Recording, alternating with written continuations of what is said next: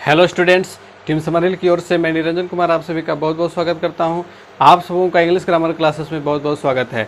आज हम लोग फ्यूचर परफेक्ट टेंस की ओर बढ़ेंगे, लेकिन उससे पहले हम लोग पिछले क्लास का होमवर्क चेक कर लेते हैं। तो चलिए शुरू करते हैं। पिछले क्लास के होमवर्क को देख लिया जाए। और पहला जो होमवर्क था ट्रांसलेट इनटू इंग्लिश का था, और उसमें पहला सेंटेंस जो था, क्या तुम घर नहीं लौट रहे होगे।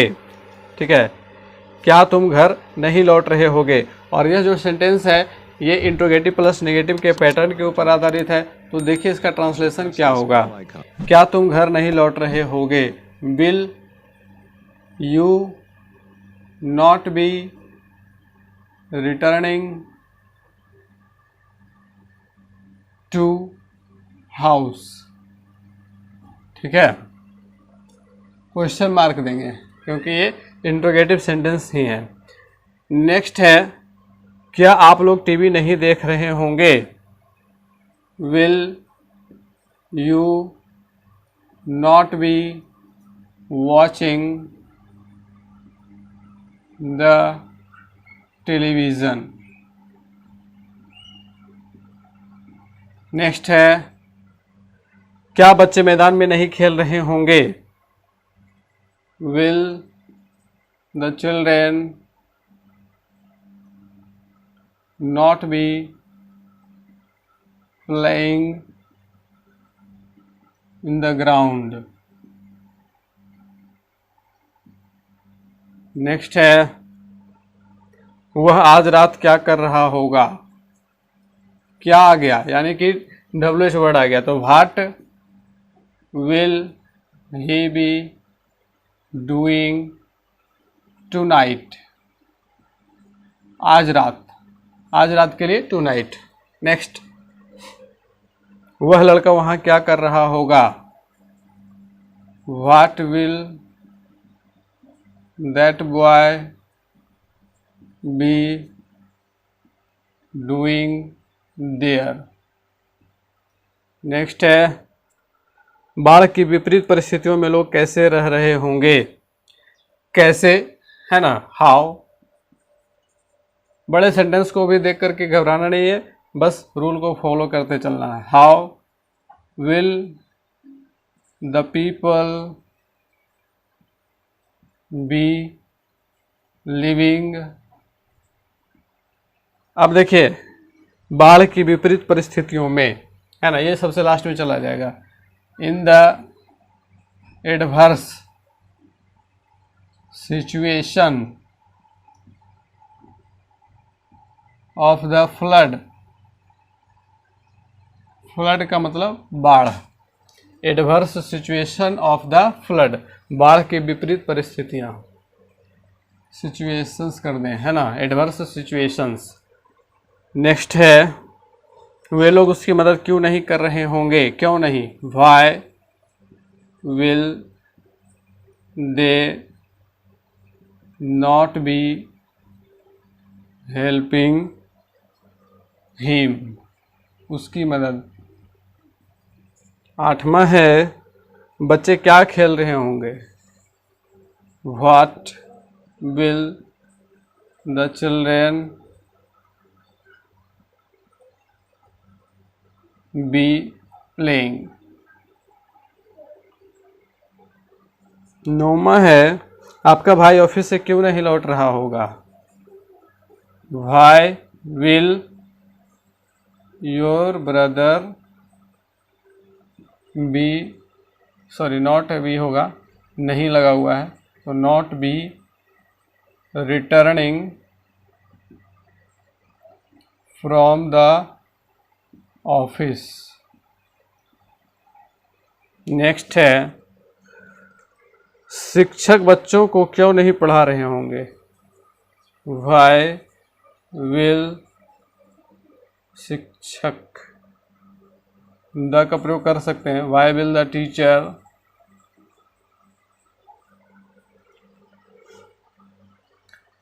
Not be teaching the students. ठीक है, why will the teacher not be teaching the students. तो इस प्रकार से आपका ट्रांसलेट इनटू हिंदी कंप्लीट होता है। इसके बाद था सेंटेंस करेक्शन और ट्रांसलेट इनटू हिंदी का। तो उसके लिए आगे बढ़ते हैं। तो बढ़ते हैं पहले सेंटेंस की ओर। पहला है शैल दे नॉट हेल्पिंग यू। शैल दे, तो यहाँ पे विल हो जाएगा, है ना। विल दे, नॉट के बाद बी का प्रयोग करना है, नॉट बी हेल्पिंग यू।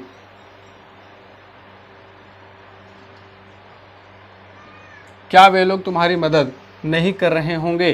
दूसरा है shall a old man selling vegetables in the market. तो सबसे पहले तो विल का प्रयोग कर देना है, विल एन ओल्ड मैन हो जाएगा। एन का प्रयोग क्यों होगा, क्योंकि यहाँ पे ओल्ड मैन ओ से यानी कि वॉवेल साउंड से शुरू हो रहा है, इसीलिए will an old man selling vegetables, selling vegetables in the market. क्या एक बूढ़ा व्यक्ति बाजार में सब्जी बेच रहा होगा।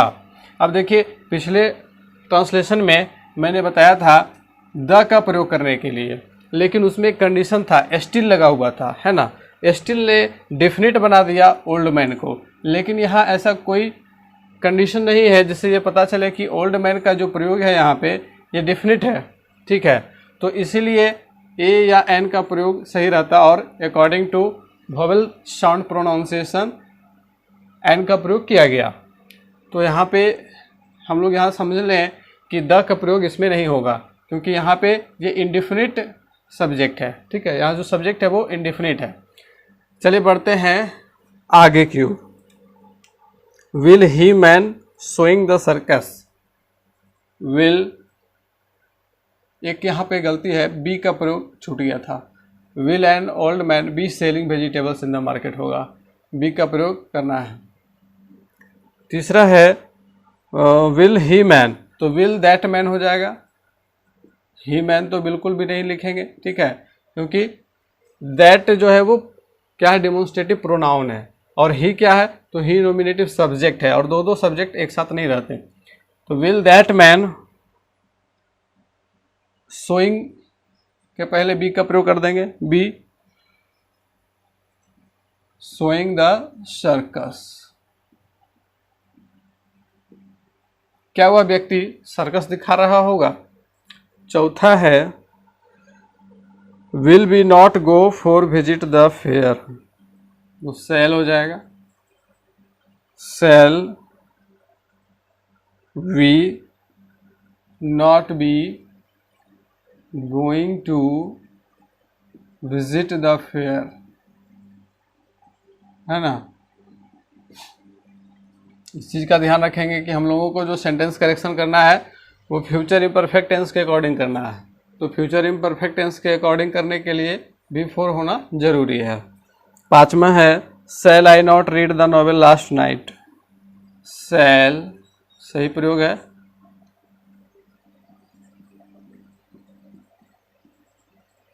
Cell I not be reading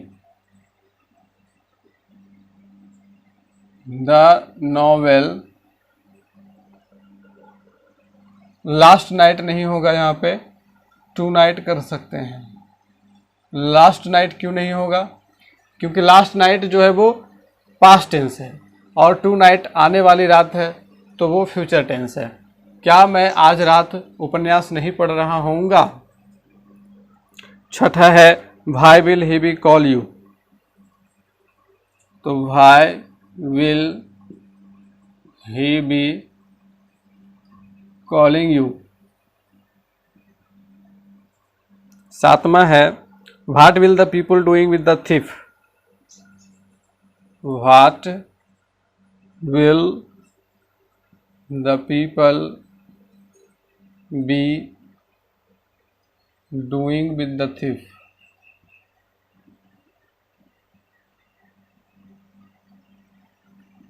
लोग चोर के साथ क्या कर रहे होंगे। आठवां है how will they live now A days. How will they B living nowadays। वे लोग इन दिनों कैसे रह रहे होंगे, ठीक है, कैसे। नोमा है where will be go yesterday, where will, sorry यहाँ सेल का प्रयोग होगा क्योंकि बी सब्जेक्ट है, तो where shall we be going tomorrow. Tomorrow का प्रयोग करना सही होगा। यस्टरडे यहाँ पे गलत है, यस्टरडे बीता हुआ कल होता है और फ्यूचर टेंस में बीता हुआ कल गलत होगा। Why shall I not listen you, why shall I not be listening you, है ना। Why shall I not be listening you, मैं तुम्हें क्यों नहीं सुन रहा होऊंगा, या मैं तुम्हारी बात क्यों नहीं सुन रहा होऊंगा। तो अगला होमवर्क था वन वर्ड्स सब्स्टिट्यूशंस, अर्थात अनेक शब्दों के बदले एक शब्द, और इसमें से 10 आप लोगों को दिया गया था, आप लोगों को बना करके रखना था। उम्मीद है कि आप लोगों ने बनाया होगा, चलिए चेक कर लिया जाए। पहला था a body of persons appointed to hear evidence और जज एंड गिव देयर वर्डिक्ट और डिसीजंस, यानी कि कुछ लोगों का एक ऐसा समूह जिन्हें गवाहों को सुनने के लिए रखा जाता है और फिर उसके आधार पर भी अपना फैसला सुनाते हैं, तो उसे ज्यूरी कहते हैं। क्या कहते हैं? ज्यूरी, ठीक है। पहला जो है उसका आंसर होगा ज्यूरी। ज्यूरी का मतलब क्या होता है? निर्णायक पीठ। इसको क्या कहते हैं? निर्णायक पीठ कहते हैं या निर्णायक समिति कहते हैं।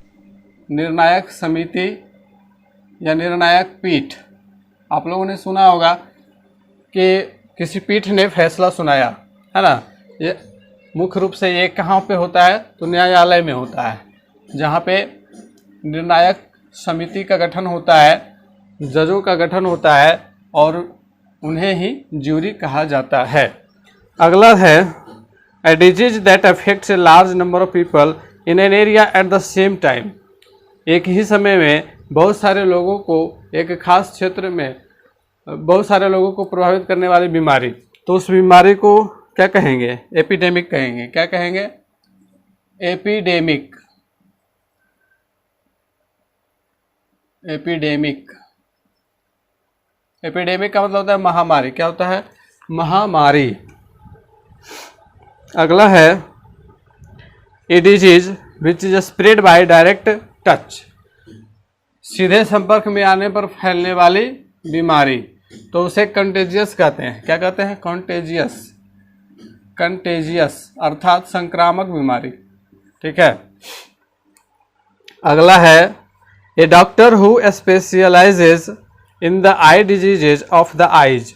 आँखों के विशेषज्ञ चिकित्सक को क्या कहते हैं? तो हिंदी में तो नेत्र चिकित्सक कहते हैं, नेत्र विज्ञानी कहते हैं, और अंग्रेजी में ऑप्थेल्मोलॉजिस्ट कहते हैं।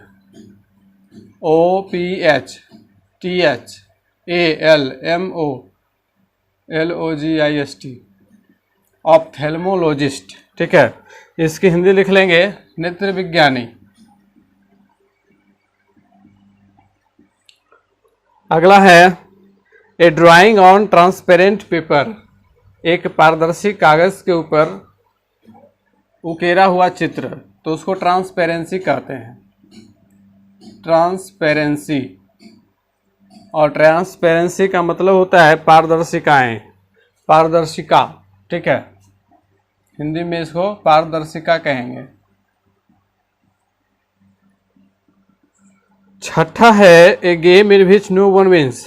एक ऐसा खेल जिसमें कोई नहीं जीतता है, तो उसे ड्रॉ कहते हैं। क्या कहते हैं? Draw. DRAW। Test match draw हो जाता है ना, ना तुम जीते ना हम हारे। सातवां है a government by officials. Officials यानी कि जो ऑफिशियल्स हैं, अधिकारी हैं, उनकी जो सरकार बनाई जाती है तो उनको ब्यूरोक्रेसी कहते हैं। ब्यूरोक्रेसी। और हिंदी में इसको नौकरशाही कहते हैं। आठवां है a heavy continuous fall of rain, लगातार भारी वर्षा, ठीक है, लगातार भारी वर्षा हुई है तो उसको डाउन पॉर कहते हैं, डाउन पॉर। और हिंदी में इसको क्या कहते हैं, हिंदी में इसको कहते हैं भारी वर्षा, ठीक है, भारी वर्षा, या इसको अतिवृष्टि कहते हैं। क्या कहते हैं, अतिवृष्टि। अगला है a large sleeping room with many beds, एक लंबा शयन कक्ष है ना जिसमें बहुत सारे बेड्स लगे हों तो उसको डॉर्मेट्री कहते हैं, DORMITURY, डॉर्मेट्री। इसकी हिंदी शयन कक्ष होती है, शयन कक्ष या शयन गृह भी कह सकते हैं, है ना। इसमें सोने का कक्ष होता है जहाँ सारे लोग जा कर के सोते हैं। 10वां है a list of books available in a library, पुस्तकों की एक सूची, है ना। या आप पुस्तकालय जाते हो तो आपको वह लिस्ट दे दिया जाता है कि आप इसमें से देख लीजिए आपको कौन सी किताब चाहिए, तो उसको कैटलॉग कहते हैं। और कैटलॉग जो है यह केवल किताबों का ही नहीं होता है, बल्कि आप देखे होंगे, आप अगर होटल में जाते हैं तो वहाँ भी आप लोगों को कैटलॉग दिया जाता है कौन सा खाना आपको मंगाना है ना। या फिर आप गहने खरीदने के लिए जाते हो तो वहाँ पर गहनों के चित्र कैटलॉग पर रहते हैं, वो डिज़ाइन आप पसंद करो, दुकानदार आपको वो निकाल करके देगा। पेंट खरीदने के लिए आप जाओगे तो कौन से कलर का पेंट चाहिए कैटलॉग दे दिया जाता है। तो कैटलॉग एक क्या होती है, वो सूची होती है, उसको हम लोग क्या कर सकते हैं, सूची पत्र कह सकते हैं, है ना, सूची पत्र कह सकते हैं। और ये सभी विभागों में अलग अलग तरह की होती है। किताबों के लिए किताबों का लिस्ट हो जाएगा, है ना, मैंने अभी समझाया है। तो उम्मीद है कि आप लोगों को ये सारा समझ में आ गया, वन वर्ड सब्स्टिट्यूशन आप लोगों को क्लियर हो गया। चलिए बढ़ते हैं आज की क्लास की, और आज के क्लास में हम लोग सीखेंगे फ्यूचर परफेक्ट टेंस के बारे में। तो स्टूडेंट्स आइए सीखते हैं फ्यूचर परफेक्ट टेंस के बारे में और समझते हैं कि फ्यूचर टेंस होता क्या है। तो इसको हम लोग कॉन्ट्रास्टिव मोड में देखेंगे। सबसे पहले हम लोग एक देख लेते हैं प्रेजेंट परफेक्ट को और पास्ट परफेक्ट को। तो प्रेजेंट परफेक्ट में हम लोगों ने देखा था कि चुका है ना, या फिर या है, वह आ गया है, वह आ चुका है, चुका है, चुकी है, चुके हैं, वो तो है ही, एक सैंपल के तौर पर मैंने इसे लिया। पास्ट परफेक्ट में क्या था, चुका था या फिर या था, है ना, मैं घर गया था, मैं घर जा चुका था। अब आते हैं फ्यूचर परफेक्ट में। तो फ्यूचर परफेक्ट में आप खुद अंदाज़ा लगा सकते हो, ये प्रेजेंट में है, पास्ट में था और फ्यूचर में गा, ठीक है। तो चुकेगा, इसमें क्या लगा हुआ रहेगा, चुकेगा, या चुका होगा, चुका होगा, है ना, वह घर पहुंच चुका होगा। या फिर इसमें लिख सकते हैं या होगा, वह घर आ गया होगा, है ना, ई होगी, वह खाना बना ली होगी, ठीक है, ई होगी, ये होंगे, वे लोग घर से आ गए होंगे, है ना। और क्या हो सकता है, चुका होऊंगा, मैं नोवेल ख़त्म कर चुका होऊंगा, ठीक है। इसी प्रकार से चुकी होगी, मतलब जितने भी हम लोग देख रहे हैं प्रेजेंट और पास्ट में चुका का जो रूप था वो तो रहेगा ही, बदलेगा क्या, तो इसमें प्रेजेंट में है, पास्ट में था और फ्यूचर में गा, होगा, होगी, होंगे, है ना, चुका के बाद होगा, होगी, होंगे, यही लगा हुआ रहेगा। तो इस प्रकार से हम लोग फ्यूचर परफेक्ट टेंस को पहचानेंगे। सबसे पहले तो पहचानना है कि टेंस जो हमारे सामने आ रहा है वो फ्यूचर परफेक्ट टेंस का है या नहीं, है ना। तो अब जब हम लोगों ने आइडेंटिफाई कर लिया कि ये फ्यूचर परफेक्ट टेंस का वाक्य है, तो इसके बाद हमारे सामने प्रॉब्लम आएगा कि हम इसे कैसे ट्रांसलेट करेंगे, how to translate into English. तो अब हम लोग समझेंगे इसके रूल्स को। तो पहला जो हमारा रूल होता है rule number first for affirmative sentence, है ना। और अफर्मेटिव सेंटेंस का क्या रूल होता है उसको हम लोग देख लेते हैं। तो एक चीज़ यहाँ ध्यान देंगे कि प्रेजेंट परफेक्ट और पास्ट परफेक्ट का रूल क्या था। तो इसका जो प्रेजेंट परफेक्ट का रूल था, सब्जेक्ट प्लस हैव या हैज प्लस V3, और पास्ट परफेक्ट का रूल था subject plus had plus verb 3। तो हमारा फ्यूचर परफेक्ट में क्या रूल होगा इसको समझ लिया जाए। तो सब्जेक्ट, इसके बाद शैल या विल, और इसके बाद हैव का प्रयोग करना है, केवल हैव का प्रयोग, हैज का प्रयोग नहीं करना है, ठीक है। Plus verb 3 plus object plus complement. यहाँ पे इस चीज़ को समझेंगे कि यहाँ शैल या विल आ गया, है ना, और इसीलिए यहाँ पे हैज का प्रयोग नहीं होगा, केवल हैव का प्रयोग होगा। क्योंकि यहाँ पे क्या हो गया कि शैल या विल आने के बाद एक्सुलरी ये भी है और एक्सुलरी वर्ब ये भी है, दोनों ही एक्सुलरी वर्ब है, और इसीलिए इसका जो फॉर्म होगा वो क्या होगा, हैव होगा, हैज नहीं होगा। यानी कहने का मतलब ये है कि इसका जो सिंगुलर फॉर्म हैज है उसका प्रयोग नहीं करना है, प्लुरल फॉर्म का ही प्रयोग करना है। तो अब देख लेते हैं कुछ रूल्स को, कुछ सेंटेंसेस को देख लेते हैं according to rule number first. तो जैसे है कि वह उपन्यास पढ़ चुका होगा, ठीक है। एक सिंपल सा वाक्य ले लिया, वह उपन्यास पढ़ चुका होगा। चुका होगा जैसे देख लीजिए कि चुका होगा यानी कि फ्यूचर परफेक्ट टेंस का वाक्य आ गया, है ना। प्रेजेंट परफेक्ट रहता तो चुका है ना। वह उपन्यास पढ़ चुका है तो प्रेजेंट हो गया, वह उपन्यास पढ़ चुका था तो पास्ट हो गया, वह उपन्यास पढ़ चुका होगा तो यहाँ पे फ्यूचर हो गया। अब फ्यूचर टेंस के हम लोगों ने पहचान कर ली कि फ्यूचर परफेक्ट टेंस का वाक्य है। अब चलिए इसका ट्रांसलेशन कैसे किया जाए। तो यहाँ पे देखिए सब्जेक्ट के अकॉर्डिंग ही, और ही के अकॉर्डिंग शैल या विल में से किसका प्रयोग होगा, तो विल का प्रयोग होगा, है ना, ही विल। और इसके बाद हैव लगाना है। ये ध्यान रखेंगे कि प्रेजेंट में हम लोग लगा देते थे हैज, जैसे देखते थे थर्ड पर्सन का सिंगुलर नंबर है तो हैज, लेकिन यहाँ पे हैव का ही प्रयोग करना है। अगर हैज का प्रयोग किए तो वो गलत हो जाएगा। तो he will have read the novel, ठीक है। रीड का तीसरा रूप पढ़ा जाता है रेड, लिखा जाता है रीड ही। अब एक और उदाहरण ले लेते हैं, मैं उससे मिल चुका होऊंगा, ठीक है। तो आई के साथ शैल का प्रयोग कर देंगे, है ना। I shall have met him, clear. अब बढ़ते हैं हम लोग अगले रूल की। तो आइए देखते हैं रूल नंबर 2 को। रूल नंबर 2 हमारा होता है नेगेटिव सेंटेंस के लिए, है ना। नेगेटिव सेंटेंस में हम लोग क्या करेंगे कि सब्जेक्ट के बाद शैल या विल तो लगाना ही है, इसके बाद नॉट का प्रयोग कर देंगे, इसके बाद have plus verb 3 plus object plus complement. एक एग्जाम्पल देख लें, उसने तुम्हें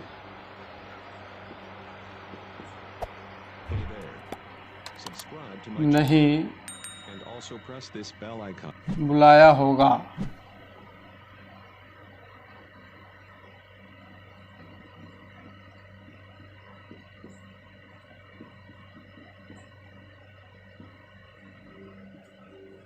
He will not have called you, ठीक है। He will not have called you। अब देखते हैं रूल नंबर 3 को। रूल नंबर 3 हमारा होता है इंट्रोगेटिव सेंटेंस के लिए, और इंट्रोगेटिव सेंटेंस में क्या होता है, प्रश्नवाचक सूचक शब्द होते हैं, क्या आगे में लगा हुआ रहता है। तो इसके लिए क्या होगा कि शैल या विल आगे चला आएगा,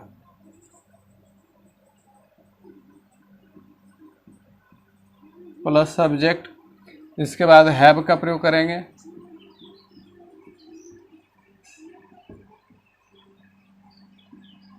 क्वेश्चन मार्क। एक एग्जांपल ले लेते हैं, क्या वे लोग पटना पहुंच चुके होंगे। तो क्या वे लोग पटना पहुंच चुके होंगे, इसका ट्रांसलेशन हम लोगों को इस प्रकार से बनाना है।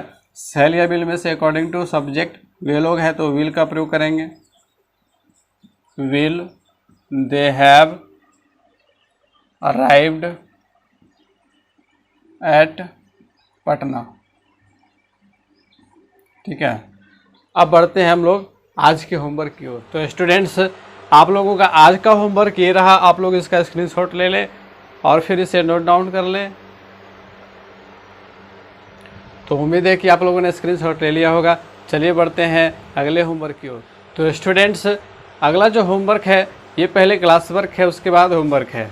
आप लोगों ने गेस किया होगा कि आज आप लोगों को फिर से डिक्टेशन लिखवाया जाएगा। चलिए शुरू हो जाइए। आप लोगों ने नोटबुक और पेन तैयार रखा है ना?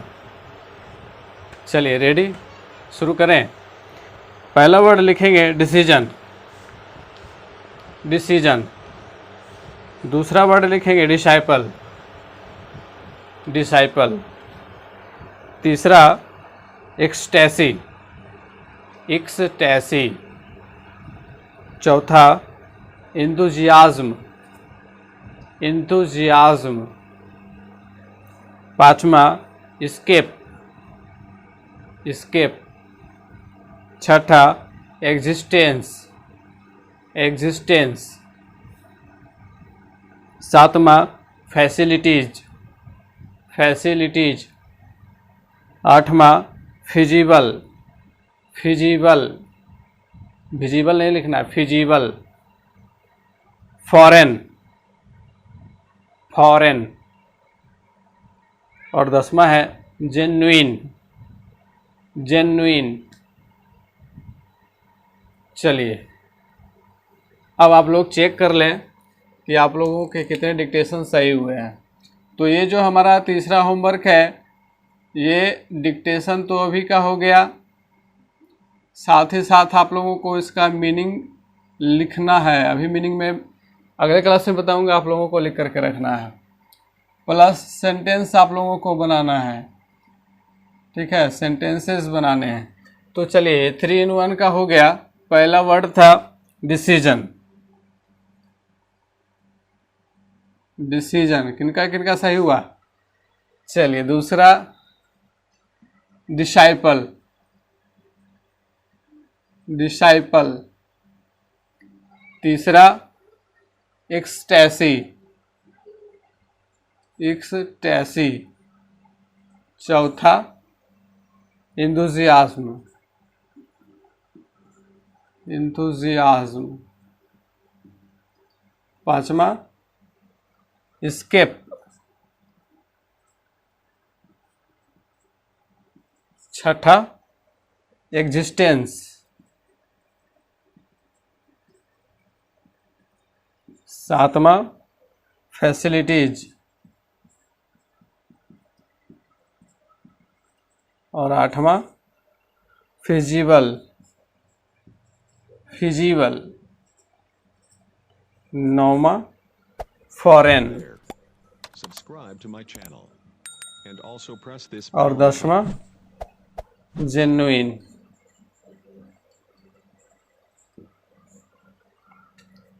तो इस प्रकार से ये 3 in 1 का होमवर्क था। उम्मीद है कि आप लोगों का लगभग सारा सही हुआ होगा। 1-2 ही मिस्टेक हुए होंगे, ज़्यादा नहीं हुआ होगा। चलिए आप लोगों को सीखने के लिए मिला होगा। आप लोगों को साथ ही साथ इसका मीनिंग लिखना है। यदि आप लोगों को आता है तो अच्छी बात है, नहीं आता है तो आप लोग डिक्शनरी से सर्च करें, लेकिन जैसे भी हो आप लोगों को लिखना है। ठीक है, फिर मैं अगले क्लास में इसका आंसर बताने वाला ही हूँ। तो चलिए अब बढ़ते हैं आज के आखिरी पड़ाव की ओर। आज का कोट ऑफ द डे है Men do mistakes but not learn by their mistakes, but who learn by their mistakes are the great men। और इस लाइन को मैंने खुद ही तैयार किया है और इस लाइन के द्वारा मैं ये दिखाना चाह रहा हूँ कि साधारण मनुष्य और जो महापुरुष होते हैं उनमें क्या अंतर होता है। तो जो साधारण लोग होते हैं वे गलतियाँ तो करते हैं लेकिन अपनी गलतियों से सीखते नहीं हैं। Not learn by their mistakes, अपनी गलतियों से सीखते नहीं हैं। और जो लोग अपनी गलतियों से सीखते हैं वही महापुरुष होते हैं, वही महान होते हैं। तो उम्मीद है कि आप लोगों को आज का कोट ऑफ द डे अच्छा लगा होगा। आप लोगों को एक लेसन मिला होगा। चलिए फिर से मिलते हैं अगले क्लास में, तब तक के लिए गुड बाय। हंसते रहिए, मुस्कुराते रहिए और मन लगाकर पढ़ते रहिए।